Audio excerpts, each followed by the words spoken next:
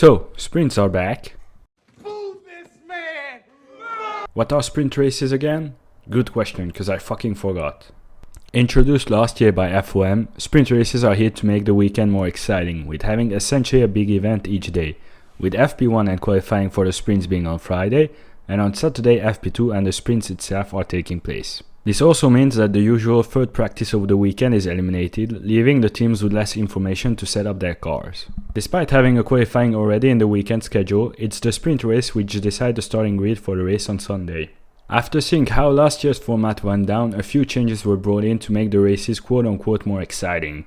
The distance of the races themselves haven't changed, with the sprint still being 100 km long, which is about a third of a normal race distance.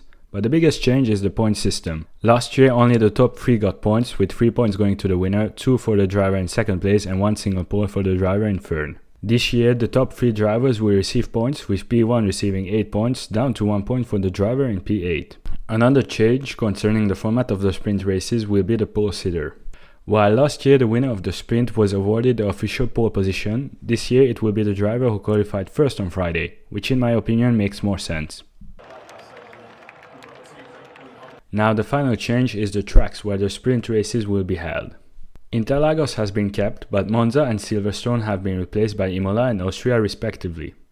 Going at this rate, in 2023 the sprints will be at Imola, Monaco and Hungary. But speaking of last year's races, how were they? Did they actually provide interesting racing?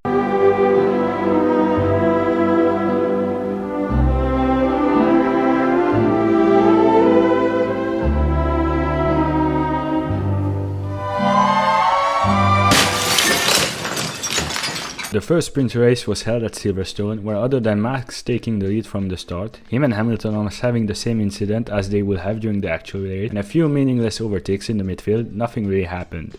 But it must be better at Monza, the tempo of speed, no? Hamilton lost out on his second place, finding himself in 5th by the end of the first lap. The other notable incident was Gasly having a pretty big crash after contact with another car on the opening lap. Once again, nothing of significance happened and Bottas cruised to an easy victory. To be fair to Interlagos, the sprint race was exciting, as Hamilton was disqualified from qualifying, meaning that he had to start from last place. The Brit battled himself back to 5th by pulling off some extraordinary overtakes, most notably the one done on Norris to take 5th on the last lap. Other than the overtakes by the 7-time world champion, nothing noteworthy happened. It's fair to say that the sprint races didn't live up to the hype, leaving many fans disappointed. As you can guess, I am not a huge fan of the sprints. To me, there is nothing better than the drivers pushing everything they've got for one lap where everything is on the line. It's one of the reasons why Monaco is my favorite track on the race calendar, as it's the most important qualifying of the year. Going back to the topic at hand, sprints were in part introduced to take away the so-called predictability of qualifying, but Saturdays tend to bring surprising results. No one can convince me that Russell would have finished second if it was a sprint rather than qualifying, or the same thing can be said about Stroll starting first in Turkey in 2020. As we have seen with last year's example, sprints don't bring more value to the weekend than a normal qualifying session would. To be fair to FOM, having more points up for grabs will perhaps incentivize more overtaking during the races. I also like one of the venue changes. I think that Austria can be a spectacle in terms of overtakes, especially considering how well the cars can follow each other with the new regulation. The less said about Imola, the better. Looking at the bigger picture, moving qualifying to a Friday, which for a lot of people is the most spectacular part of the weekend, takes away a lot of the value that an F1 weekend has.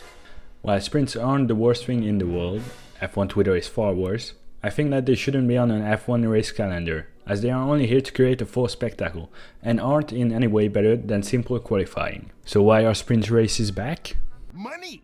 But what do you think? Are you a fan of the sprints? Leave your opinions in the comment below, I'm genuinely curious what you guys have to say.